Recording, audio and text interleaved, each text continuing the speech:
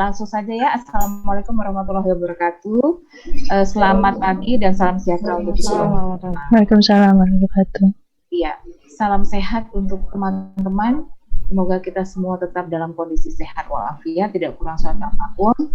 Terima kasih Amin. untuk kehadiran kita semua di hari ini. Saya mohon maaf keterlambatan saya 2 menit karena saya tadi di kelompok sebelumnya. Baik, oke. Tak kenal maka tak sayang, maka kita kenalan dulu, gitu ya. Karena saya baru pertama kali ketemu dengan teman-teman di sini. Sudah ada ketua kelompoknya? Izin Bu, sudah ada Bu. Siapa? Sudah ada Bu. Dengan siapa? Muhammad Akbar. Oke, baik. Sebelum kita memulai proses pembelajaran kita, sekarang saya minta untuk Mas Akbar memperkenalkan diri dulu, gitu ya. Memperkenalkan diri dan alumni dari mana? Perkenalkan. Oke, selanjutnya nanti Mas Akbar menunjuk temannya. Ya. Saya Muhammad Akbar. Saya dari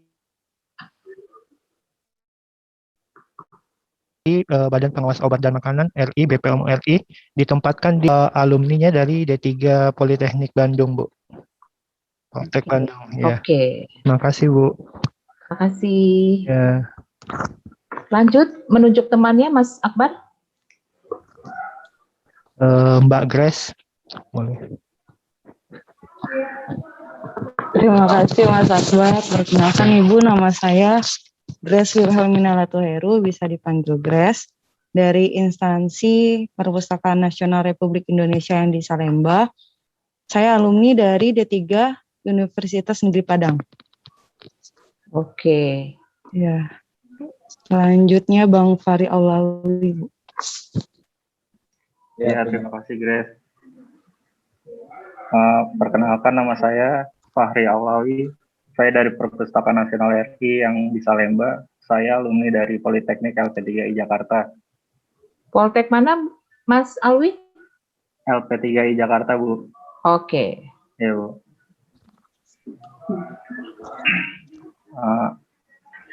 Selanjutnya Mas Edi, Bu. Oke, lanjut. Waalaikumsalam. Waalaikumsalam warahmatullahi wabarakatuh. Mas saya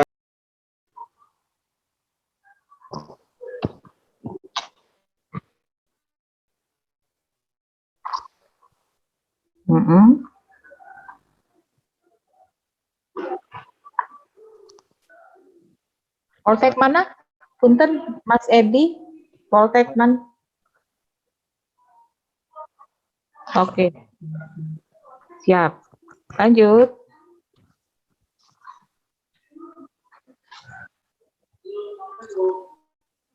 Terima kasih Mas Edi. Selamat pagi Bu. Pagi. Nama saya Fahri Altolah. Saya dari instansi Perpustakaan Nasional RI yang di Salemba tepatnya. Saya alumni dari D3 Perpustakaan dan Informasi Universitas Diponegoro, Bu. Terima kasih. Selanjutnya Mbak Desti dipersilakan. Terima kasih Mas Fahri. Perkenalkan, nama saya Desti Antarani Primasari.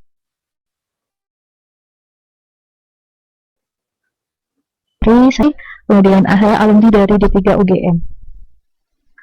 Oke. Ya. Selanjutnya Mbak Nabila. Baik, terima kasih Mbak Desti. Assalamualaikum warahmatullahi wabarakatuh. Waalaikumsalam. Perkenalkan Ibu, saya Nabila Mufriza. Unit penempatan saya adalah Balai POM di Pangkal Pinang. Dulunya saya merupakan alumni dari Universitas Islam Negeri Imam Bonjol Padang, jurusan Ilmu Perpustakaan. Terima kasih.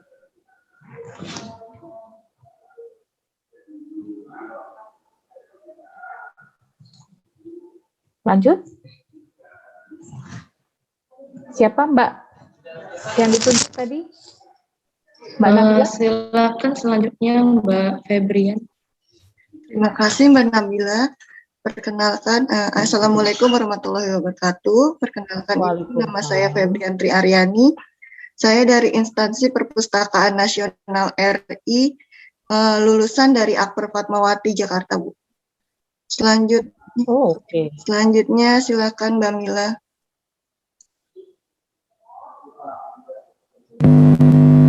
Terima kasih Mbak. Selamat pagi Ibu dan teman-teman. Perkenalkan, nama saya Saida Jamila dari Badan Pengawas Obat dan Makanan Jakarta Pusat. Saya merupakan alumni dari Politeknik Negara STAN. Terima kasih. Untuk dari mana Mbak Saida? Dari PKN STAN. Oh, STAN, oke. Dari PKN STAN. Mbak Mega.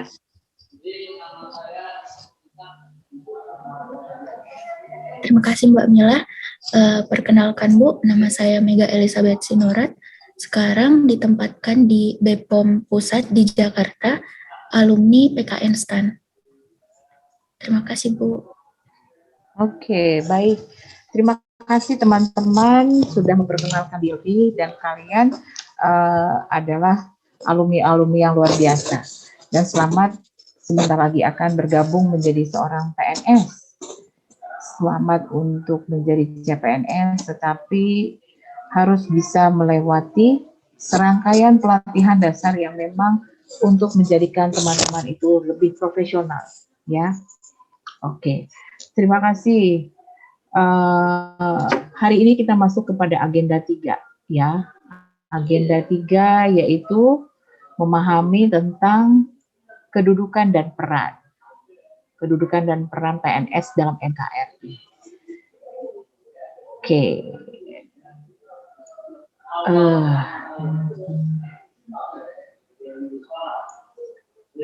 Baik, ini biodata saya. Saya adalah Widya Iswara dari PPNKP, ya. Sebelumnya saya berada di Direktorat Teknis, lebih lama di Direktorat Teknis. Baru bergabung di PPMKP sebagai fungsional Widya Iswara itu di tahun 2016, gitu ya. Jadi di 2016 berarti sebelumnya itu saya berada di Direktorat Teknis terkait di Kementerian Pertanian, ya. Kemudian saya tinggalnya di Bogor. Kalau teman-teman nanti ke Ciawi, kita boleh mampir di Bogor, gitu ya. Ini nomor telepon saya, ini email saya, tapi yang lebih aktif sekarang di Yahoo-nya, gitu ya. Kemudian saya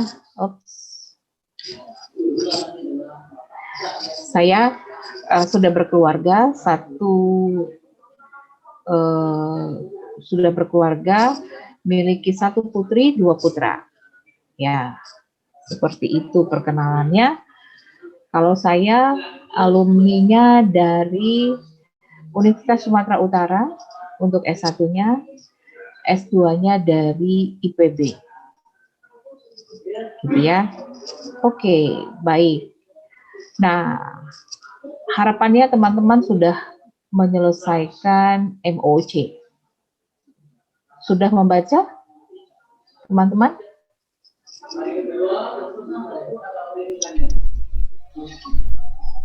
Sudah membaca atau sudah selesai memahami di MOC? Sudah, Bu. Sudah ya? Sudah. Jadi harapannya teman-teman sudah sudah tidak perlu lagi saya detail. Jadi pada prinsipnya proses blended learning yang saat ini kita lakukan itu adalah untuk bisa lebih memahami teman-teman itu belajar secara individu. Kita adalah proses pembelajaran orang dewasa, ya, andragogi. Jadi teman-teman diharapkan bisa lebih mencari informasi, menggali lebih dalam. Nah, pada saat kita hari ini kita belajar secara sinkronus itu mensinkronkan apa yang sudah teman-teman pahami, pelajari, cari, dan dapatkan secara individu, sehingga kita bisa sinkron dengan apa yang, sehingga kita menyamakan frekuensi dulu, gitu ya. Oke, kalau di agenda 3 tadi, oh ya, sebelum teman-teman ini, kira-kira kalau di agenda sebelum-sebelumnya, apa yang teman-teman dapatkan? Boleh berbagi? Izin tuh Ya. dari agenda sebelumnya yang kami dapatkan adalah implementasi nilai-nilai. Misalnya untuk agenda 1 itu implementasi nilai-nilai bela negara, dan untuk agenda 2 itu implementasi nilai-nilai dasar ASN. Begitu. Agenda 1 tadi bela negara. Agenda 2 Iya, Bu. nilai-nilai dasar bukan ASN ya teman-teman, tetapi PNS. Terima kasih. Ya, nilai-nilai dasar sebagai seorang PNS, karena teman-teman akan menjadi seorang PNS yang bisa juga disebut ASN, karena ASN itu adalah aparatur sipil negara yang terdiri dari PNS dan P3K, gitu ya. Baik, terima kasih. Ya, gitu. Jadi sudah mendapatkan tentang nilai-nilai bela negara di dalam agenda 1, agenda 2 itu adalah nilai-nilai dasar sebagai seorang PNS. Nah, saat ini kita akan masuk ke dalam kedudukan dan peran sebagai seorang PNS. Gitu ya.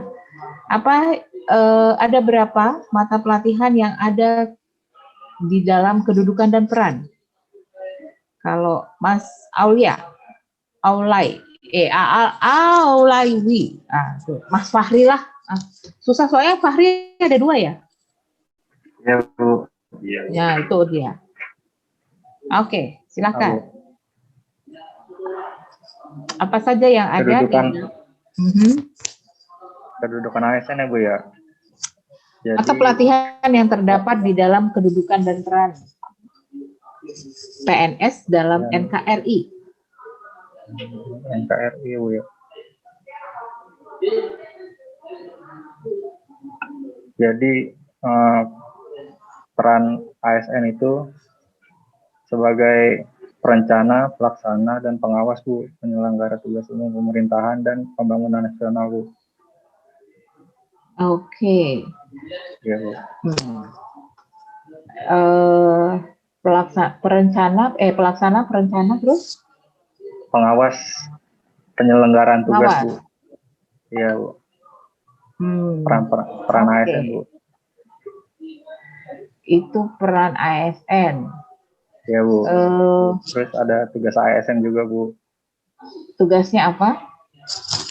Tugasnya melaksanakan kebijakan yang dibuat oleh pembina kepegawaian. Terus yang kedua, memberikan pelayanan publik yang profesional dan berkualitas. Yang ketiga itu mempererat persatuan dan kesatuan Republik Indonesia, Bu. Oke, ya, baik. Ada pandangan lain? Mas Fahri juga, tapi yang Fahri Al.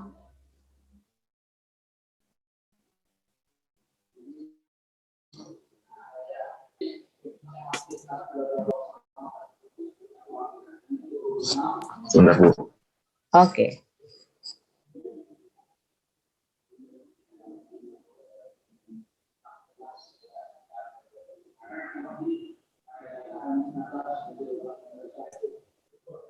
Tadi peran dan ini ya, Bu ya, kedudukan ya, Bu.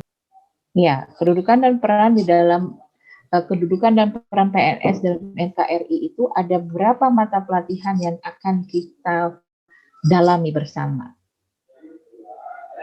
Sejatinya sama sih, Bu, jawabannya sama Mas Fahri Aulawi sih, karena yang dipelajari sama aja sih, Bu.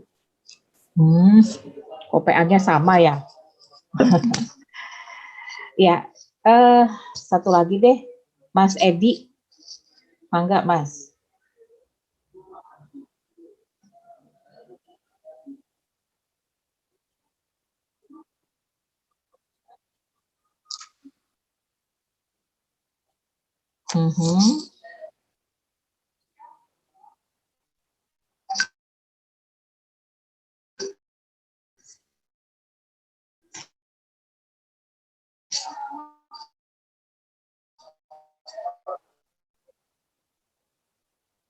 Sama di dalam memahami kedudukan dan peran PNS di dalam NKRI, yaitu pertama adalah manajemen ASN, whole of government, dan pelayanan publik.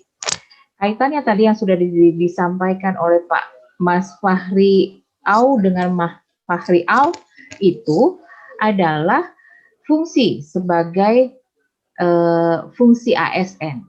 Apa fungsi ASN? Fungsi ASN itu adalah pelaksana kebijakan publik yang pertama. Yang kedua adalah pelayan publik, yang ketiga adalah perekat dan pemersatu bangsa.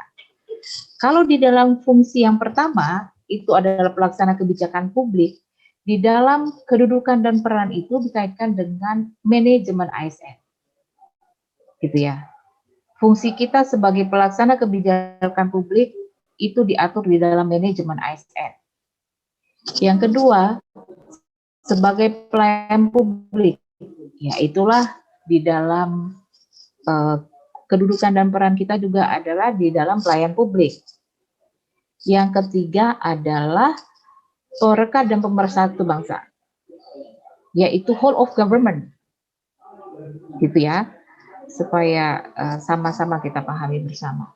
Kemudian di dalam ketiga fungsi kita sebagai ASN, itulah maka kita harus mendalami bahwa kaitannya nanti di dalam aktualisasi kedudukan dan peran PNS ini adalah di dalam mengidentifikasi isu. Ya, di dalam mengidentifikasi isu nanti akan dikaitkan dengan kedudukan dan peran PNS. Gitu ya. Jadi harapan kami teman-teman ini paham pada saat mencari dan mengidentifikasi permasalahan yang ada di unit kerja nantinya, itu dikaitkan dengan kedudukan dan peran. Karena masih banyak permasalahan-permasalahan, baik itu di dalam manajemen ASN-nya, baik itu di dalam pelayanan publiknya, ataupun di dalam whole of government-nya. Oke, itu prinsip dasarnya dulu, ya, yang kita pahami. Baik, kemudian saya akan mencoba untuk kita langsung masuk ke dalam permasalahan ataupun pokok bahasan. Ya, tadi sudah disampaikan ada 3, whole of government salah satunya. Tadi kalau whole of government itu pada prinsipnya adalah untuk melakukan suatu bagaimana suatu pemerintahan itu dijalankan dengan dengan membuang sekat-sekat yang ada di dalam diri ataupun ego sektoral, gitu ya. Itu pada prinsipnya adalah whole of government. Baik, langsung saja.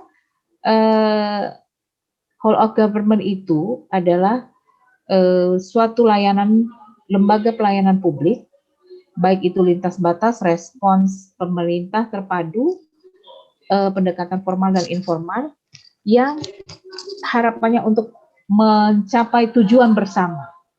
Apa tujuan bersamanya itu adalah pengembangan kebijakan, pengelolaan program, dan pemberian layanan. Pada prinsipnya konsep WOG itu tetap mengupayakan suatu layanan kepada publik, gitu ya. Kemudian whole of government itu adalah pendekatan yang kolaboratif antar sektor guna mencapai tujuan pembangunan kebijakan, manajemen program, dan pelayanan publik. Jadi fokusnya adalah untuk pengembangan kebijakan, untuk pengelolaan program, dan pemberian layanan. Gitu ya. Nah, kata kunci yang paling penting di dalam whole of government itu adalah kolaborasi, integrasi, dan kapasitas. Jadi bagaimana mengkolaborasikan? Jadi kalau bisa diilustrasikan dari gambar yang ada di slide ini, itu kita menjadi satu puzzle. Jadi bukan misalnya kalau kayak sekarang ini aja di dalam kelompok kita itu ada dari BPOM kalau nggak salah saya dan ada dari Perpusnas. Nah, bagaimana kita mengkolaborasikan tujuannya bersama. Nah, pastinya ego-ego yang ada misalnya di BPOM maupun di Perpusnas bisa dikolaborasikan. Bagaimana caranya? Diintegrasikan kapasitasnya mana. Nah, nanti ada sesuai dengan kapasitasnya. Kalau dari BPOM bagaimana, kalau dari Perpusnas bagaimana. Seperti itu. Itu gambaran kecil saja. Tetapi secara keseluruhan, itu adalah bagaimana kita mencairkan sikap dan perilaku yang berorientasi mengkolaborasikan bagaimana antara Perpusnas dan BPOM gitu. Kok bisa sih disatukan? Ya karena tujuan kita sama untuk menjadi seorang PNS, gitu aja. Itu secara sederhana yang bisa kita pahami. Nah, kemudian faktor-faktor apa sih yang mempengaruhi adanya whole of government? Itu ada faktor eksternal, yaitu adanya dorongan publik terhadap adanya isu terang. Kondisi sebagai PNS itu sudah sangat terpapar dengan radikalisme. Sehingga kenapa teman-teman dibekali dengan agenda satu bela negara, kemudian wawasan kebangsaan, isu kontemporer, itu adalah untuk membentuk dan menjadikan teman-teman itu paham bahwa apa sih tujuannya kita ini menjadi seorang PNS, gitu ya. Jadi supaya kita tahu bahwa kita itu memang berbeda. Kita harus menghargai setiap perbedaan itu. Tetapi satu hal yang kita harus pahami, tujuannya siapa? Tujuannya apa? Adalah untuk kepentingan bangsa dan negara. Bukan untuk kepentingan golongan tertentu, untuk kepentingan suku tertentu, agama tertentu, dan lainnya. Oke. Dan ada faktor internal. Faktor internal itu ada ego sektoral, yaitu tadi, wah gue dari POM nih, saya dari Perpusnas nih, gitu. Bagaimana menyatukannya sehingga mencapai tujuan bersama. Adanya keberagaman, udah pasti. Indonesia ada berapa pulau? Kalau teman-teman tahu.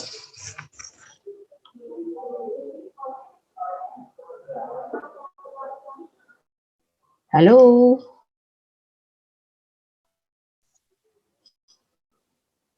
Ada berapa pulau? Pulau besarnya aja Bu mungkin Ya. tahu. Sebenarnya Indonesia terdiri dari ya, kebayang betapa banyaknya, dan ada berapa suku?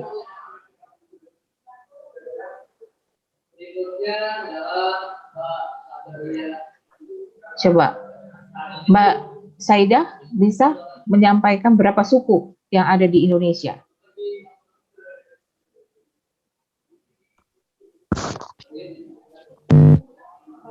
Kira-kiranya saja.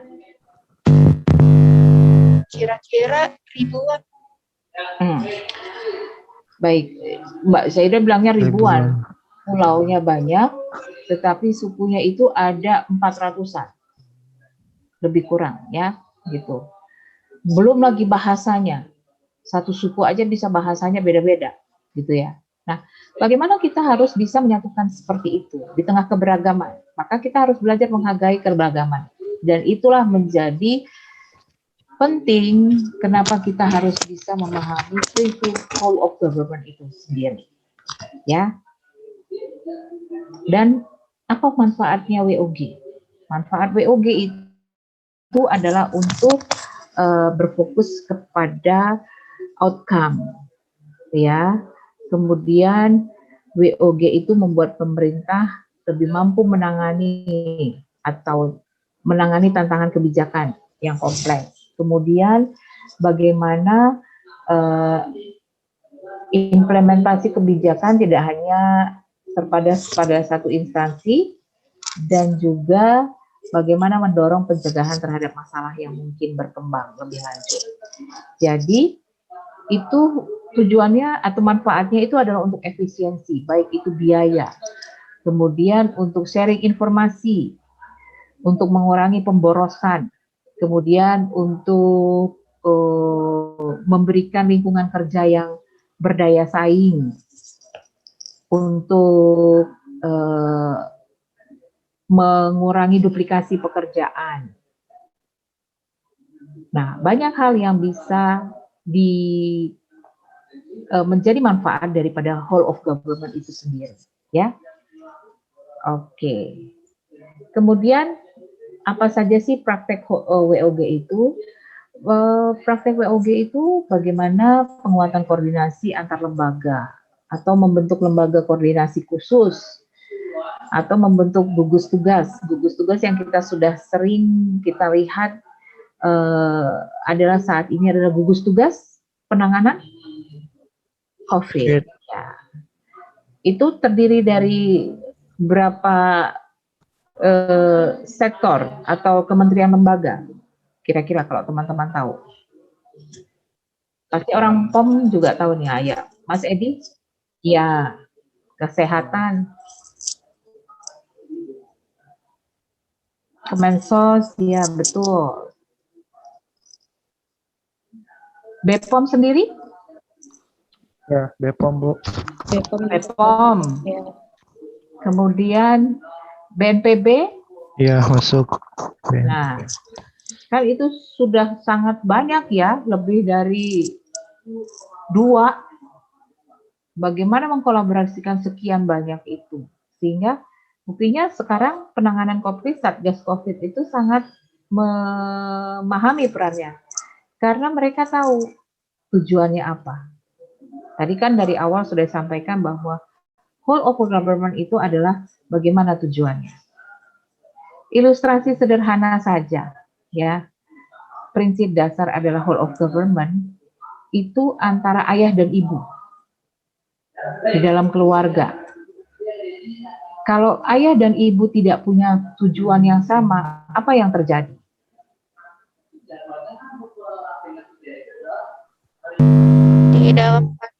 Tidak harmonis, Bu. Tidak harmonis, kan? Nah, jadi pada prinsipnya kolaborasi, integrasi dan kapasitas itu hampir ya ilustrasi sederhana, karena saya nggak mau pusing-pusing dengan ini. Dimulai dari keluarga. Contohnya adalah ayah dan ibu. Kalau seorang ayah dan ibu tidak mempunyai tujuan yang sama, maka tidak ada keharmonisan di dalam sebuah rumah tangga. Ayah mau kemana, ibu mau kemana, anak-anak bingung, gitu ya. Maka apa yang akan terjadi kalau sudah terjadi seperti itu?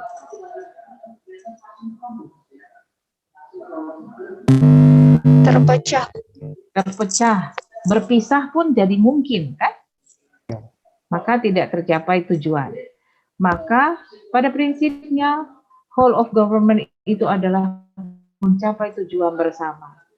Bisa dibayangkan satuan tugas pengamanan COVID-19, penanganan COVID-19, itu kalau Kemenkes jalan sendiri, Kemensos jalan sendiri, BNPB jalan sendiri, BPOM jalan sendiri, Kemenhub jalan sendiri, dan seterusnya, banyak hal yang terlibat di dalamnya. Bagaimana penanganan COVID ini bisa terlaksana dengan baik? Seperti itu ya.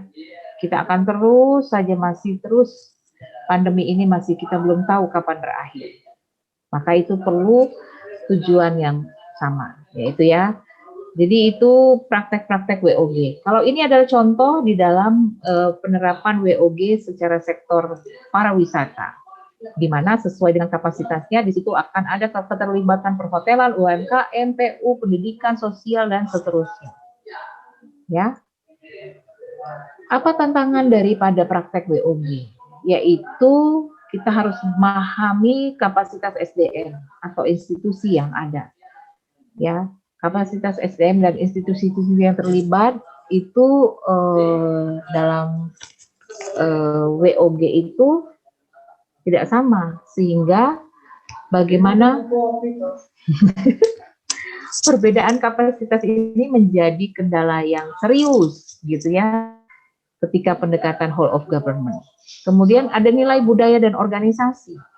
Nah, kalau misalnya di dalam mempraktekkan WOG, contoh kecil dalam Satgas COVID gitu ya, ini enggak nih, kesehatan yang paling utama, kan ini kaitannya dengan kesehatan. Kalau yang lainnya bilang sok atuh, silahkan kesehatan jalan sendiri, bisa tercapai nggak kira-kira? Enggak ya, makanya itu tantangan tersendiri, bagaimana nilai budaya organisasi masing-masing disatukan, dipola gitu. Kemudian dan faktor hal yang tidak kalah menjadi tantangan itu adalah sesuai dengan pemimpinnya. Jadi kepemimpinan menjadi salah satu kunci penting di dalam pelaksanaan WOG. Jadi kalau memiliki jiwa untuk membuang sekat-sekat atau ego sektoral itu, maka punya kendala pastinya di dalam menjalankan whole of government itu. Ya, maka perlu kepemimpinan yang mampu mengakomodasi perubahan nilai dan budaya. Dan bagaimana bisa memanfaatkan SDM yang ada, yaitu tadi. Jadi kalau kayak ya karena kita memang masih di dalam masa pandemi sekarang ini, contoh yang paling konkret itu adalah Satgas COVID.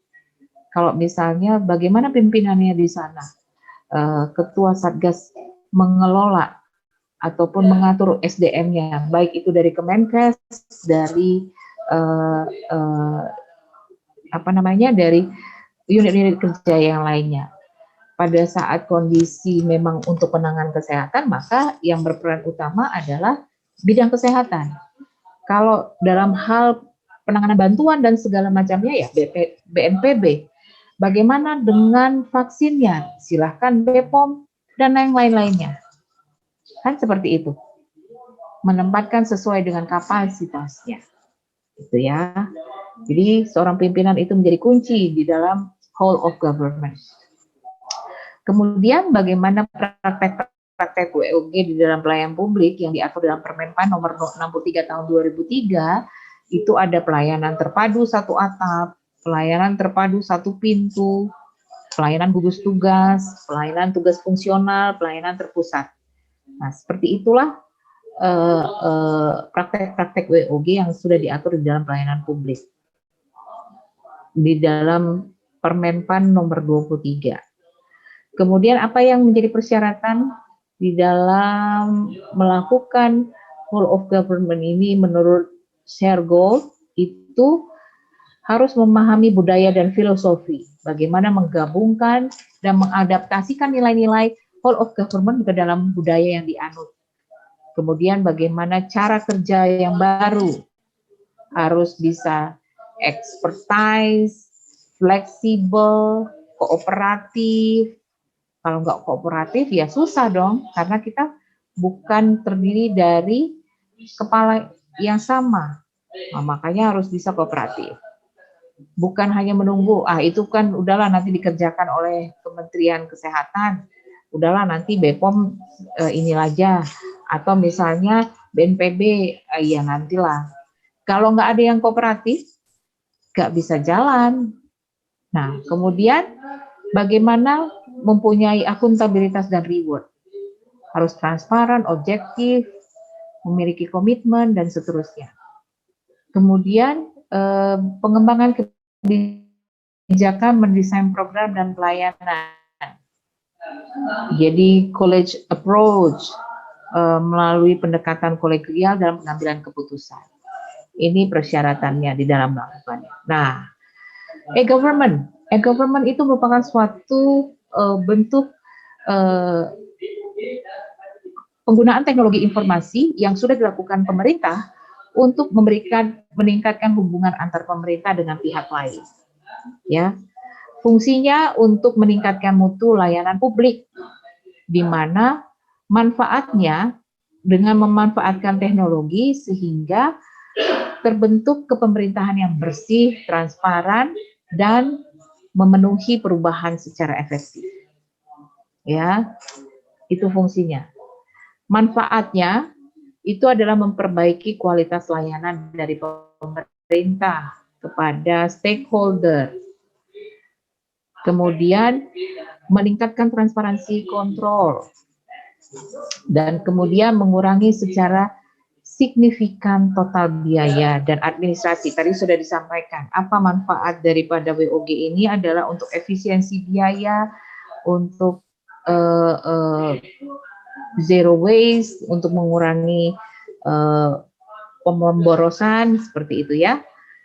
Nah, apa saja sih jenis-jenis e-government yang sudah diluncurkan oleh pemerintah? Yang pertama itu adalah government to citizen, di mana satu teknologi informasi untuk memperbaiki hubungan interaksi antara pemerintah dengan masyarakat. Contohnya adalah www.jabarprov.go.id, di mana di situ ada informasi mengenai pajak online, layanan jaminan sosial, mencari lowongan pekerjaan, dan seterusnya. Gitu ya. Kemudian ada juga government to business, ya. Bagaimana government to business itu antara pemerintah dengan para pebisnis, ya. Jadi perlu adanya hubungan relasi yang baik. Contohnya adalah Indotender. Bagaimana di dalam melakukan Indotender itu ada hal-hal yang bisa disampaikan sehingga terbuka, gitu ya, transparan.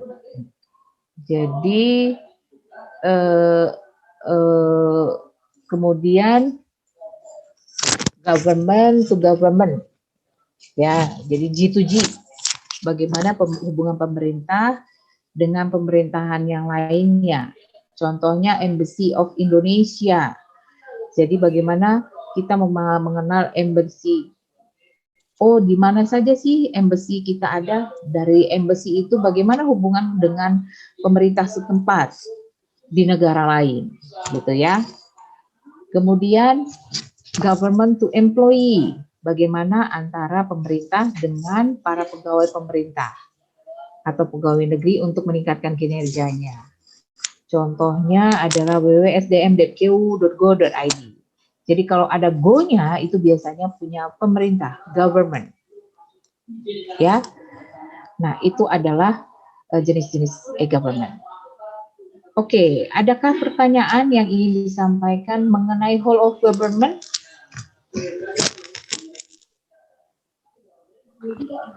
Saya Bu izin bertanya. Silahkan. Ya. Yang ingin saya tanyakan Bu, kalau untuk masalah ego sektoral itu sebenarnya tergantung dari organisasinya atau pemimpin yang ada di situ Bu. Untuk yang ego sektoral kan biasa, kalau masalah ego sektoral kan biasa itu karena seseorang misalnya menterinya ya Bu yang terlalu menonjol dan ingin dilihat gitu, atau emang dari organisasinya yang melakukan ego sektoral. Terima kasih Bu. Oke, baik, makasih Mas Akbar. Pertanyaan bagus ya. Apakah pemimpinnya atau organisasinya?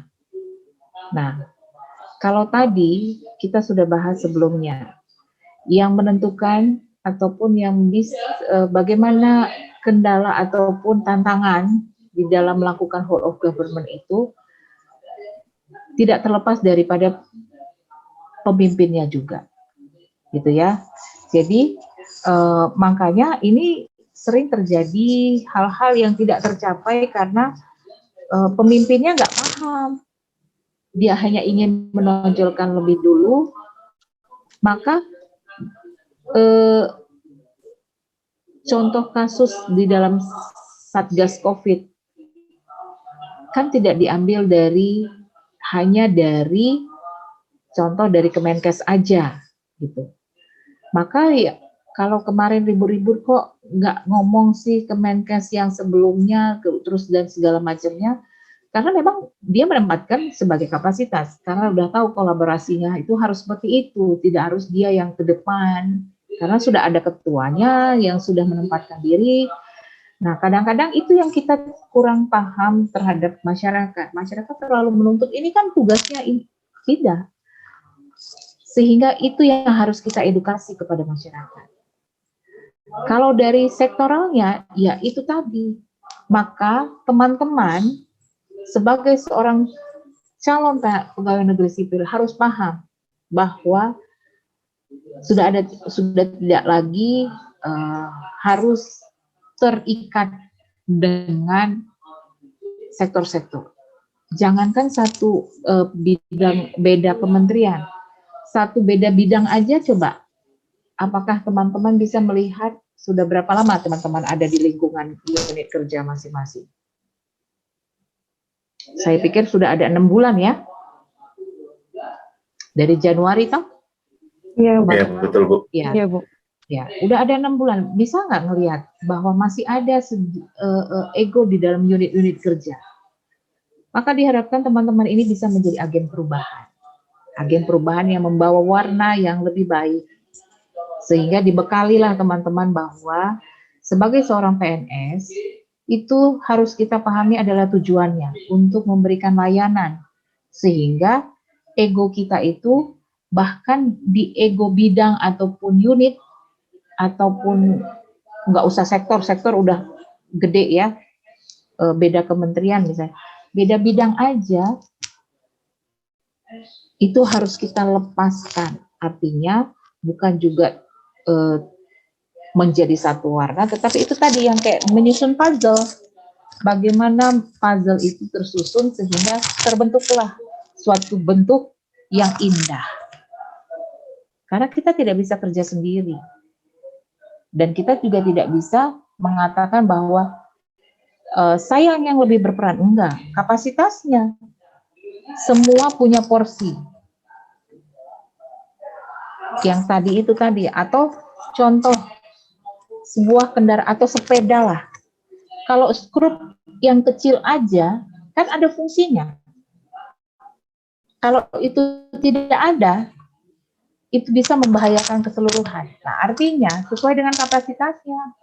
Kita bekerja sesuai dengan kapasitas, menempatkan diri kita untuk membuang semua ego-ego yang bisa menghalangi ataupun menghalangi ataupun apa ya bahasanya? Ya, menghalangi untuk mewujudkan satu tujuan tertentu. Seperti itu, Mas Akbar. Jadi, bisa pemimpin itu menjadi kendala, tetapi yang paling utama adalah sektoralnya sebenarnya. Gimana, Mas Akbar?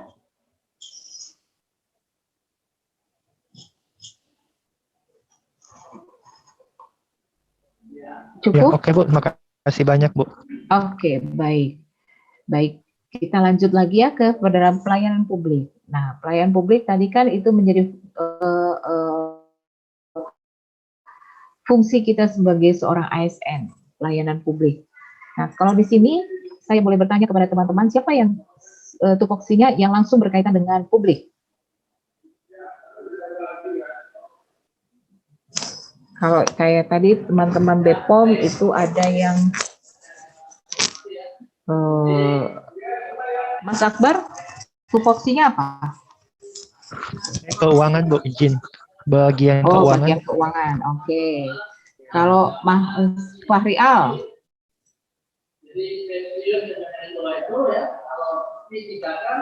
Saya di bagian pengolahan bahan perpustakaan, Bu.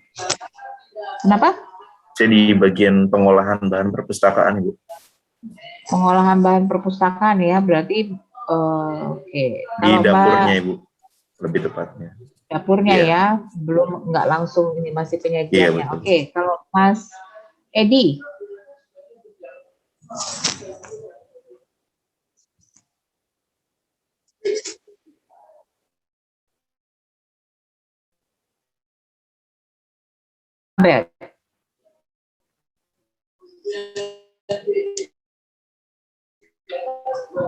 Saya bagian keuangan juga, Bu. Keuangan. Saya di bagian arsip, Bu. Masih di dalam arsip. Oke, kalau Mbak. Halo. Sama Ibu, saya ngurus surat masuk, surat keluar, sama proposal. Arsiparis juga, Bu. Arsiparis juga. Kalau Mas Fahri, Saya pengelola sistem informasi kepegawaian, Bu, sama kayak Mas Edi. Oke. Kalau Mbak Saidah? Saya di bagian keuangan juga. Keuangan ya. Iya. Kalau Mbak Febri? Mungkin di sini saya, Bu, yang paling berkenaan dengan pelayanan publik ya, karena saya perawat, Bu, lebih sering ketemu sama pasien-pasien. Oke. Perawat di Klinik Perpustakaan Nasional, Bu. Klinik ya, dan memang melayani masyarakat juga ya? Ya, Bu. Kita cuma menangani karyawan dan keluarga. Oh, karyawan dan keluarga, jadi masih internal, tapi internal. paling tidak itu merupakan bagian dari publik juga ya? Oke, kalau Mbak, siapa tadi yang belum saya? Mbak Febri sudah. Saya Bu Nabila, Bu. Mbak Nabila, sorry ya, Mbak Nabila. Saya di BPOM itu sebagai seorang arsiparis, mengurus surat masuk keluar. Oke, jadi banyak yang teknis secara ini ya, semuanya. Nah, tapi pada prinsipnya pelayanan publik itu memang secara garis besar adalah melayani masyarakat secara langsung. Tetapi kalau kita secara pelayan, artinya kita harus tahu siapa customer kita. Walaupun kita hanya di lingkup internal, tetapi kan kita tetap memberikan layanan. Sehingga kita harus tahu customer kita itu siapa. Gitu ya. Sehingga kalau tadi kayak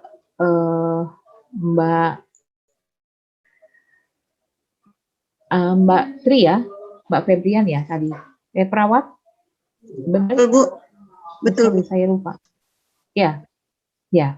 Nah, perawat kan harus memberikan layanan yang terbaik, gitu ya. Jadi harus memberikan dan kalau sebagai seorang perawat pasti ada standar layanan yang diberikan. Betul, Bu. Betul ya? Nah, makanya kita masuk ke dalam pelayanan publik. Kenapa pelayanan publik penting? Karena itu merupakan suatu hal yang harus kita kembalikan kepada masyarakat. Karena masyarakat sudah memberikan kewajibannya sebagai seorang masyarakat untuk membayar pajak, maka kita kembalikan dalam bentuk layanan kepada masyarakat itu sendiri. Gitu ya. Gitu. Kemudian tidak banyak permasalahan dan kita tahu bahwa sedang berproses untuk menuju lebih baik lagi. Gitu. Sehingga sebagai kita juga pelayan atau judulnya abdi negara, sudah siap menjadi abdi negara?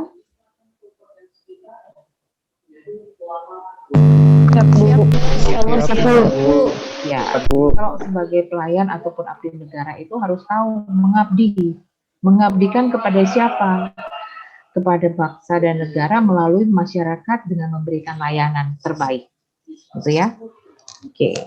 Kemudian di sini ada Undang-Undang Nomor 25 Tahun 2009 khusus tentang pelayanan publik, di mana diatur semua tentang hak dan kewajiban, tanggung jawab dan seterusnya. Nah, yang perlu kita sikapi bersama, walaupun tadi sudah saya sampaikan bahwa sekarang semua kita akan mencapai suatu pelayanan publik, kita masih memiliki standar layanan. Jadi PR kita masih sangat banyak. Maka kita terus, khususnya kayak Perpusnas, saya tahu bahwa Perpusnas sekarang semakin baik, bahkan sudah seringkah teman-teman yang lain yang di luar dari Perpusnas pernah ke Perpusnas? Belum, Bu. Belum ya. Coba teman-teman perpustas harus bisa mempublish mereka, juga harus bisa lihat sekarang perpustas itu sangat asik, nyaman, dan bisa menjadi satu alternatif karena memang kondisi COVID ya. Kalau dulu itu menjadi alternatif wisata bagi pengunjungnya, karena di sana sudah sangat banyak layanan yang memberikan kenyamanan. Di saat kita selain kita mencari informasi, tapi kita juga menjadikan itu wisata seperti itu, gitu ya. Oke, kita lanjut ya. Nah, apa itu pelayanan publik? Pelayanan publik itu dalam pasal 1 Undang-Undang Nomor 25 Tahun 2009 adalah suatu rangkaian kegiatan dalam rangka pemenuhan kebutuhan pelayanan sesuai dengan peraturan perundang-undangan bagi setiap warga negara dan penduduk atas barang, jasa, dan atau pelayanan administrasi yang disediakan oleh penyelenggara pelayanan publik. Kemudian, siapakah penyelenggara pelayanan publik itu? Ada instansi penyelenggara negara, korporasi, baik itu BUMN maupun BUMD, lembaga independen, kemudian swasta atau organisasi yang melaksanakan yang harus memenuhi misi negara karena undang-undang. Di mana ruang lingkup pelayanan publik yaitu pengadaan dan penyaluran barang publik, penyediaan jasa publik, dan pelayanan administratif yang bersumber dari APBN ataupun APBD, dan juga yang tidak bersumber dari APBN dan APBD. Yang pelaksanaannya merupakan misi negara. Misalnya ada bantuan luar negeri yang memang dikaitkan dengan misi negara. Itu harus diberikan suatu pelayanan, menjadi layanan publik, gitu ya. Jadi, apa hal-hal penting di dalam Undang-Undang Nomor 25 Tahun 2009 tentang pelayanan publik? Itu adalah pengaturan tentang hak dan kewajiban masyarakat.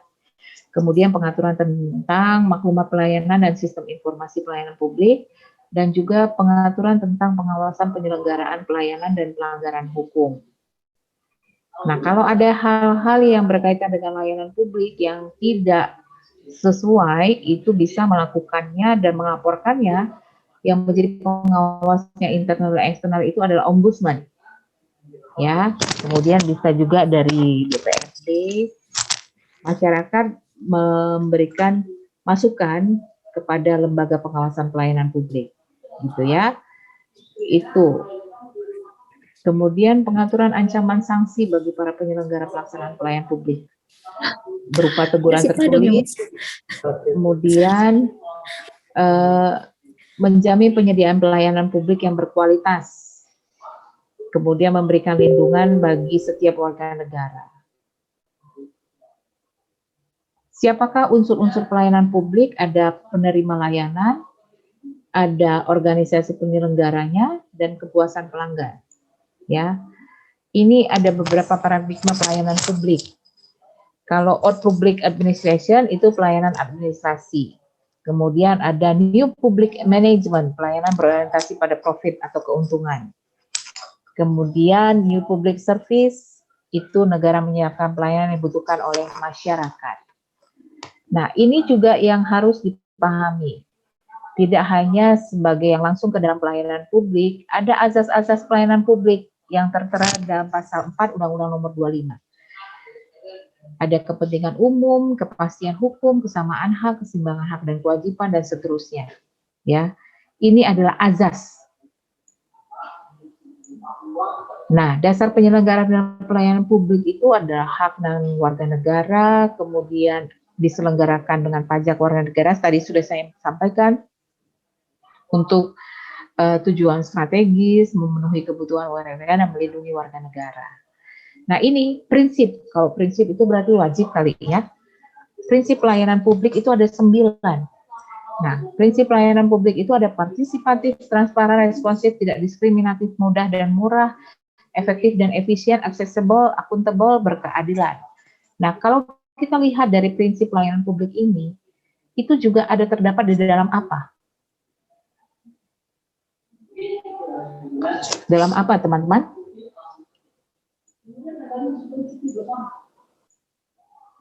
Mbak Desti?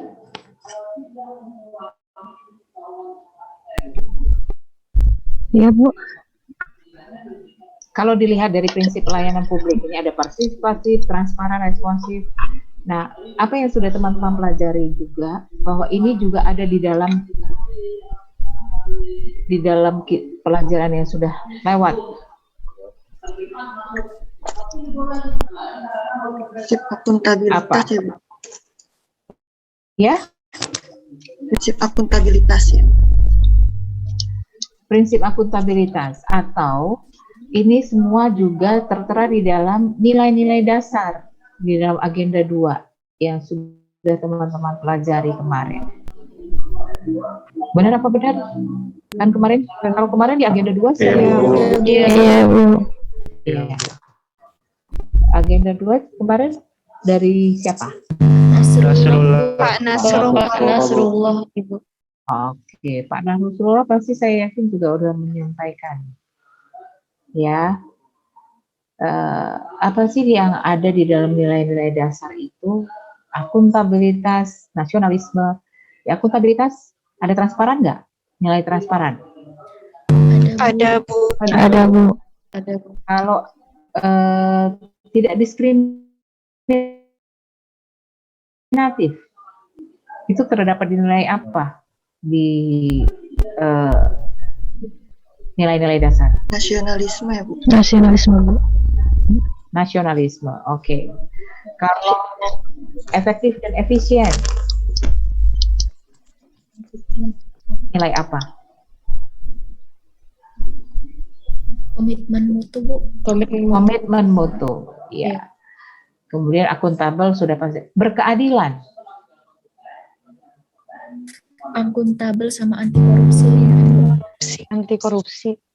nah, akuntabel, anti korupsi, nasionalisme juga ada berkeadilan. Iya, Bu. Ya. Kemudian transparan, Akuntabel, Bu. akuntabel. Akuntabel. Mudah dan murah, Keamanan. Anti korupsi ya. anti korupsi, ada sederhana, mandiri, mudah dan murah, itu mudah diakses, kan seperti itu. Nah, di dalam prinsip pelayanan publik itu menjadi hal yang namanya udah prinsip gitu. Sama juga dengan nilai-nilai dasar yang sudah teman-teman dapatkan. Jadi bagaimana teman-teman akan menerapkannya? Tadi dari awal sudah saya sampaikan bahwa di dalam mencari dan mengidentifikasi permasalahan itu ada kaitannya dengan kedudukan dan peran, yaitu bisa dari manajemen ASN-nya, bisa dari WOG-nya, bisa juga dari pelayanan publiknya.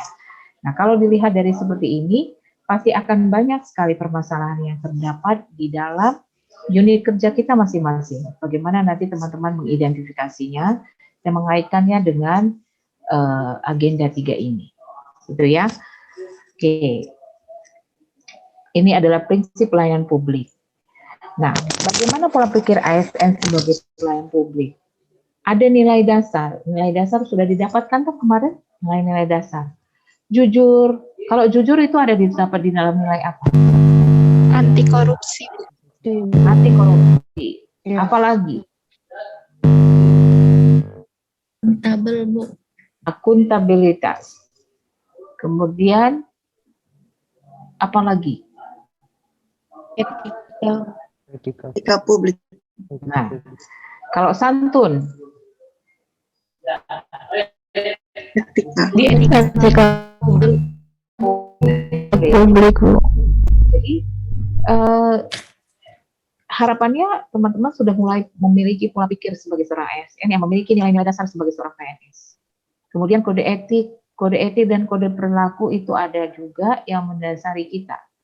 Dan fungsi ASN tadi sudah disampaikan oleh Mas Fahri Al dan Fahri Alwi. Jadi fungsi ASN itu pelaksana kebijakan publik, pelayan publik, dan berkat pemersatu bangsa. Inilah pola pikir kita sebagai seorang ASN dan sebagai PNS yang mendasari adalah nilai-nilai dasar, ya. Kemudian etika di dalam pelayanan publik. adanya tuntutan perilaku atau kode etik yang mengatur. Jadi ada sikap, kalau misalnya ada senyum, sapa, dan selanjutnya, dan seterusnya. Jadi bagaimana mendengarkan, bagaimana bertanya. Nah, ini etika ini yang harus sering sekali etika di dalam pelayanan publik itu menjadi kendala di dalam memberikan layanan. Kadang-kadang sikap kita yang tidak cocok dengan customer, ekspresi kita, penampilan, cara berbicara, gitu ya. Jadi itu yang harus kita ini.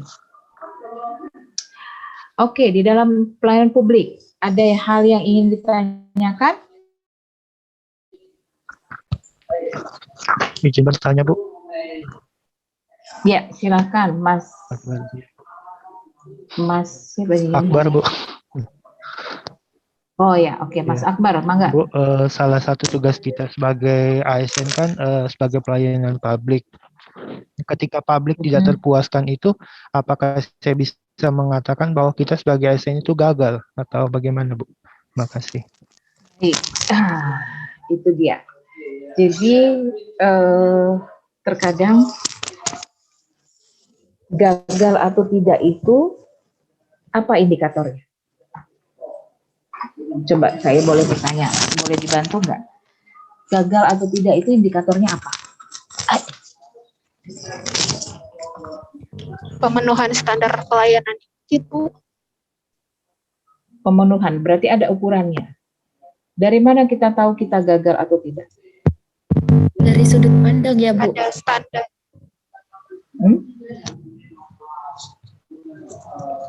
Artinya dari hasil evaluasi. Nah, kalau kita seringkali kita lupa untuk melakukan evaluasi, ya, sehingga kita sudah punya standar. Kalau kita sudah punya standar, maka kita harus mencoba untuk memenuhi standar yang dilakukan. Makanya tadi permasalahan di dalam pelayanan publik itu karena masih banyaknya unit pelayanan publik yang belum memiliki standar pelayanan. Sehingga sering sekali tidak bisa memenuhi apa yang diharapkan oleh publik, gitu ya. Maka setiap unit pelayanan itu paling tidak harus punya standar pelayanan, kemudian melakukan evaluasi terhadap layanan yang diberikan. Nah, kalau tadi Mas Akbar bilang, apakah kita gagal? Kegagalan itu harus kita bisa evaluasi. Kadang-kadang kita itu suka lupa. Kita merasa gagal, stop di gagal. Tidak bisa mengevaluasi. Gagal kita itu di mana? Apa yang terjadi? Nah, maka sekarang perlu mengevaluasi. Siapa yang mengevaluasi? Yaitu pengawas. Nah, kita masih kurang juga di dalam pengawasan. Gitu. Maka di dalam kenapa tadi ada prinsip 9 prinsip layanan publik itu yang harus dimiliki oleh kita sebagai pelayan, gitu ya. Kemudian tadi kenapa harus diberikan pola pikir sebagai seorang ASN, nilai-nilai kejujuran dan lain sebagainya. Kemudian yang lainnya fungsi dan peran. Nah, itulah yang akan bisa kita perbaiki. Kalau kita hanya berhenti di dalam gagal, maka kita tidak akan bisa bangkit lagi. Tetapi belajarlah untuk mengevaluasi diri sehingga kita boleh memperbaiki layanan kita.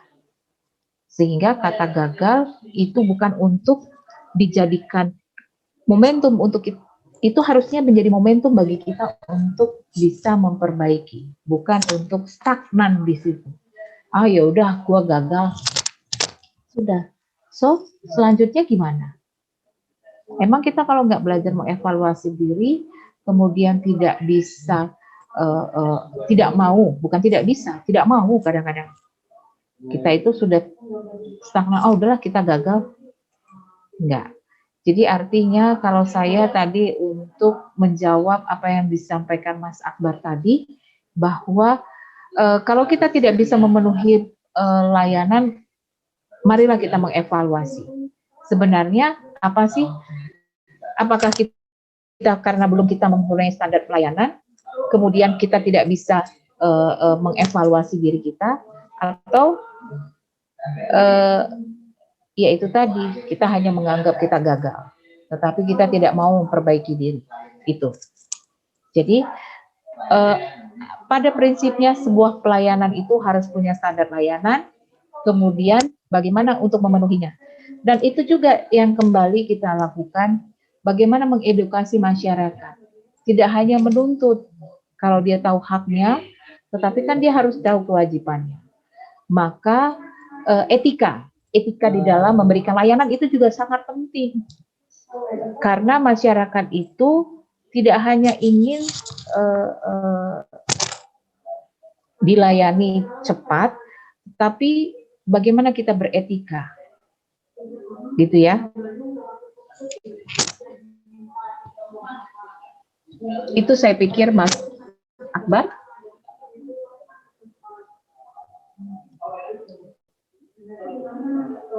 Oke, supaya waktu kita berjalan terus, kita coba lanjut ya.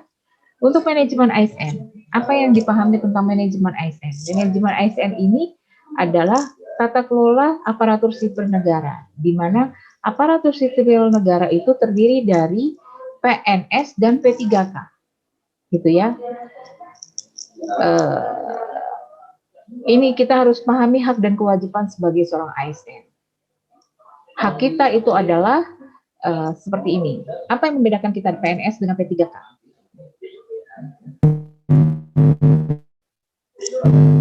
Pensiunnya, Bu. Pensiunnya, nah itu dia. Jadi, nah apalagi dengan P3K itu adalah pejabat pemerintah berdasarkan perjanjian kerja. Jadi kalau masih dibutuhkan, maka masih dilanjutkan. Tetapi kalau P3K itu bisa sewaktu-waktu diberhentikan. Gitu ya. Walaupun PNS, jangan dikira PNS tidak bisa diberhentikan. Sekarang PNS itu proses pemberhentiannya sudah sangat jelas. Kalau kinerja kita tidak bisa memenuhi, maka dalam waktu-waktu tertentu, maka kita bisa diberhentikan sebagai PNS. Itu yang sekarang reformasi birokrasi yang dilakukan oleh Kemenpan RB untuk memperbaiki kinerja setiap pegawai negeri sipil. Seperti itu ya. Jadi walaupun kita beda dengan P3K, tetapi kalau P3K ini ya memang mereka justru karena lebih jelas, karena sesuai dengan perjanjian kerja, sesuai dengan kebutuhan. Maka kalau misalnya kontraknya enggak, ya udah. Tapi kalau kita, jangan kita jadi terlena karena kita sudah ada jaminan hari tua, tapi sekarang kalau kita tidak menghasilkan kinerja, maka kita bisa diberhentikan. Nanti teman-teman boleh bisa melihat manajemen PNS, ya di modul dan segala macamnya itu ada aturannya. Gitu. Karena waktu kita tidak bisa lama. Itu adalah hak sebagai kita, ada cuti, ada yang lainnya. Kemudian ini ada batas usia jabatan struktural dan fungsional. Bagaimana masa persiapan pensiun. Terus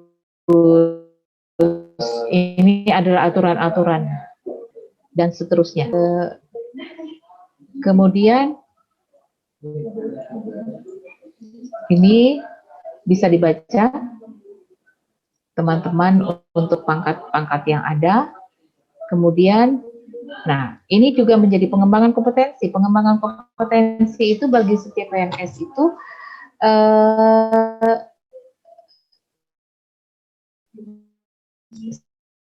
sedikitnya 20 jam pelajaran dalam 1 tahun. Itu bisa dalam bentuk pelatihan, itu untuk mengembangkan. Kemudian itu adalah hak. Bagaimana sekarang PNS itu harus disiplin, ya, disiplin di dalam menjalankan tugasnya, kan akan diberikan sanksi terhadap ini ada hukumannya, hukuman-hukuman apa saja yang ada di dalam ini. Nah, ini kalau kita sudah tahu hak, apa kewajiban Pancasila, menjaga persatuan dan kesatuan, kemudian melaksanakan kebijakan yang dirumuskan, peraturan perundang-undangan,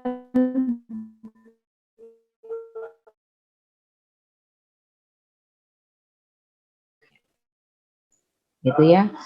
Masih ada lagi menyimpan rahasia, bersedia di tempat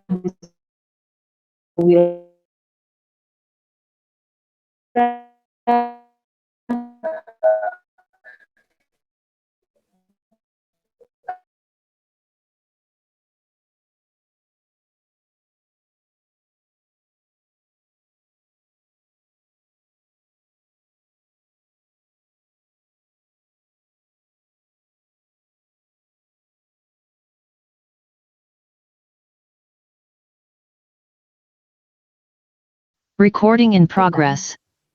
Jadi kita harus paham bahwa kita harus menjalankan kewajiban kita terlebih dahulu, baru kita boleh menuntut hak kita.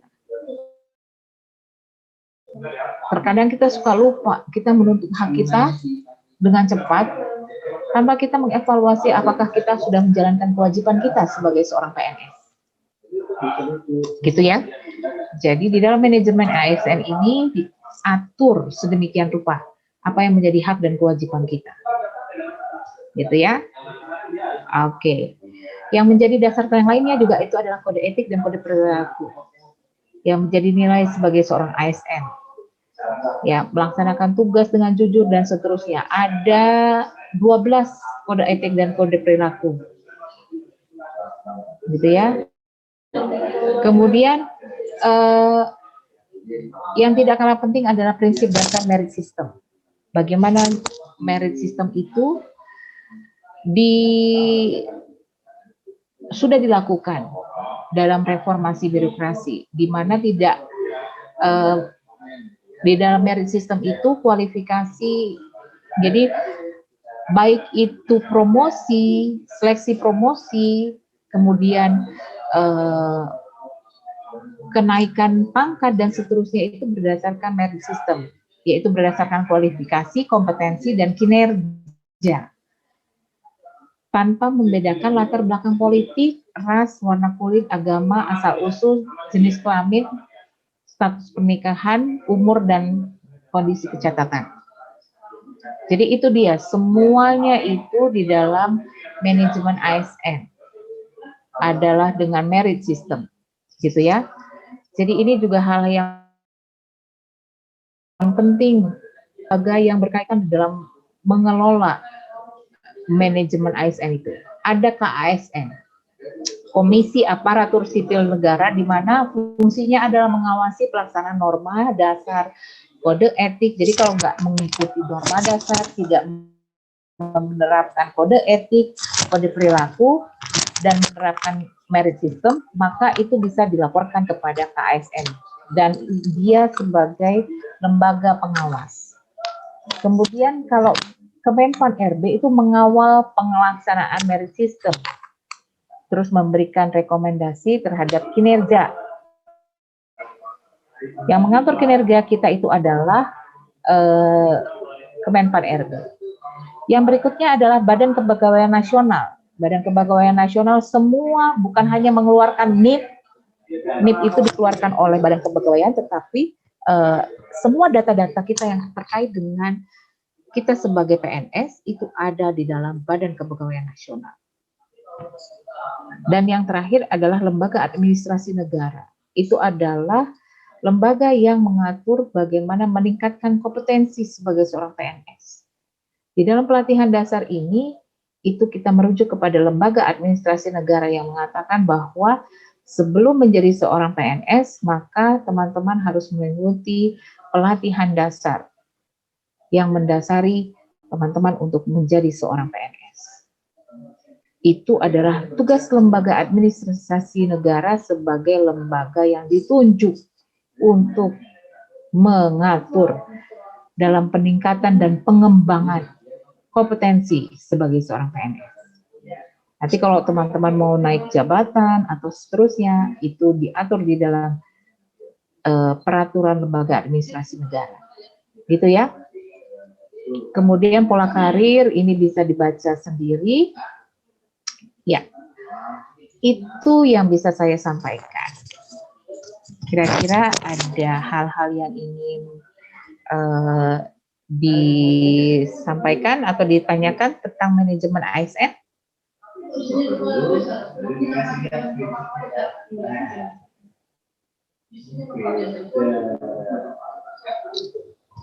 Ada teman-teman?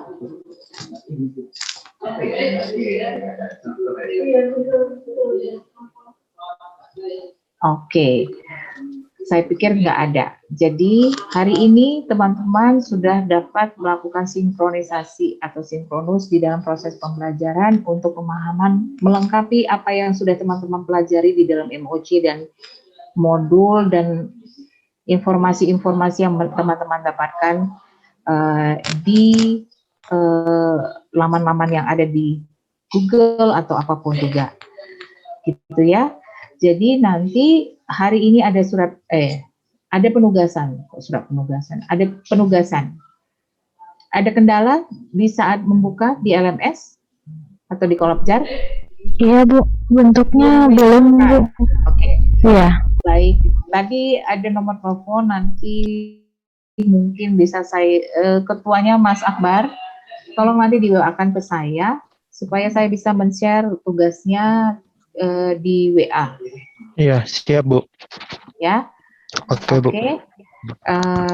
Baik, jadi nanti di hari besok ada penugasan berikutnya dan juga ada kuis, jangan lupa dilakukan. Kemudian di hari Senin kita akan kumpul, ketemu lagi secara sinkronus seperti ini, secara virtual. Nanti teman-teman berkelompok seperti juga kegiatan-kegiatan yang sebelumnya untuk menyampaikan apa yang sudah teman-teman diskusikan bersama. Ya, dalam bentuk PPT berkaitan dengan kedudukan dan peran, yaitu manajemen ASN, whole of government, dan pelayanan publik. Gitu ya. Jadi nanti bisa dilihat, nanti yang mengupload hanya ketua kelompok, ketua subkelompok maksud saya, masing-masing kelompok. Bisa dilihat di Kolabjarnya, ya. Oke, mohon maaf kalau ada hal-hal yang tidak berkenan. Saya akhiri. Assalamualaikum warahmatullahi wabarakatuh. Waalaikumsalam warahmatullahi wabarakatuh. Terima kasih Bu. Terima kasih Bu. Terima kasih banyak Bu. Kita di hari Senin ya. Tetap sehat. Baik Bu. Ya Bu. Baik Bu.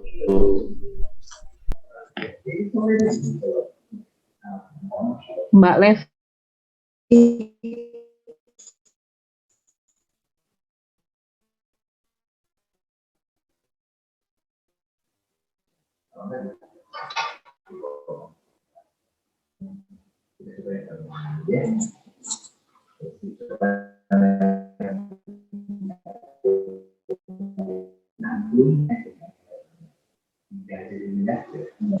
Oke, baik, terima kasih.